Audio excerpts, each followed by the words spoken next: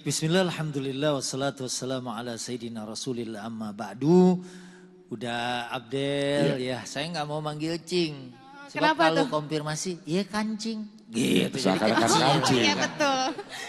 Kalau iya kanda, enak kanda. Ya kan? Ada, iya benar. Neng dan juga ibu-ibu, yang patut kita catat nih, surat yang ke-41 ayat 46. Wa ma rabbuka bidzallamin lil abid. Jadi Rob kita, Tuhan kita tidak berlaku zalim kepada hamba-hambanya. Jadi kalau Allah nurunin musibah karena kita lalai itu lalai enggak Lalai taat ya, canggung. bukan Laila itu. bukan lalai. Oh, Laila canggung katanya Mbak. Laila itu Laila canggung ya. Bukan lalai orang Sunda kan kampret gitu ya. Iya. Dia nggak taat terus diuji sama musibah misalnya ya. Jadi pertama harus dicatat wa ma rabbuka bidzallamin lil abid. Rob kita, Tuhan kita nggak berlaku zalim. Karena dalam hadis qudsi juga dikatakan bahwa inni haramtu dzulma ala nafsi wa ja'altuhu muharraman fala tadzalamu. Aku sudah mengharamkan kezoliman pada diriku sendiri kata Allah. Ya pasti Allah selalu adil, tidak zalim. Kemudian disebut fala tadzalamu. Kita juga jangan saling menzolimi. Kita kalau lagi taat kemudian kita diuji dengan sesuatu yang buruk, bisa jadi Allah ingin meningkatkan lagi. Neneng ini kan yang kita salut ya sejak pertemuan-pertemuan sebelumnya. Iya. Dia suka datang ke daerah-daerah. Iya. Ya Melakukan kemarin dari Kita kegiatan. Sumatera. volunteer, iya kemarin ke Aceh. Ke Aceh. Kemarin dari Aceh. Itu kalau misalnya kenapa ya Allah engkau timpakan kepada mereka. Iya. Bisa jadi Allah ingin meninggikan derajat mereka. Dan orang yang meninggal seperti hanyut atau tertimpa reruntuhan itu adalah meninggal dalam keadaan syahid. Oh, Iya kan?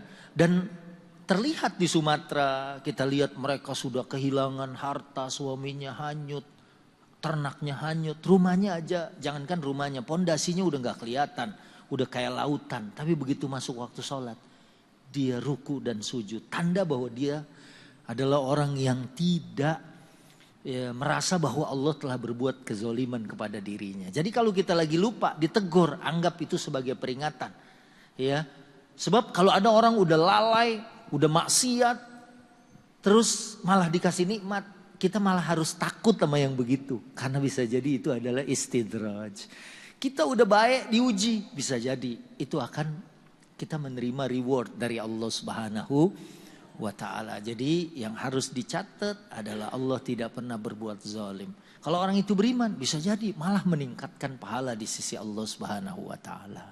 Nah supaya kita bisa merasa nih apakah sekarang saya lagi diuji untuk menaikkan derajat, apakah lagi ditegur, Betul. apakah istidraj, itu kita bisa ngerasain gak sih Ustaz? Indikatornya gampang. Kita lagi bagus nggak nih? Tadi sholat subuh gimana? Udah beres, malah ibu tadi tahajud misalnya. Terus pagi udah sempet sholat suruk misalnya. Itu kan nilainya luar biasa. Pas beli nasi uduk ya di motor kita taruh digantungin nih buat keluarga gitu. Sampai rumah tinggal karetnya doang misalnya. Ya. Kan gitu. Tasnya kemana? Jatuh. Oh, jatuh. misalnya. Oh, ya, ya. Innalillahi misalnya. Atau tinggal plastiknya bawahnya bolong. Kan bisa aja hal itu terjadi. Kalau kita lagi bagus Allah ingin nguji kita. Tapi kalau hari itu memang lagi jelek. Ya misalnya boro-boro tahajud subuh aja. Ya ayam udah pulang tuh. Temboloknya udah penuh gitu kan. Kita baru mau sholat subuh kan.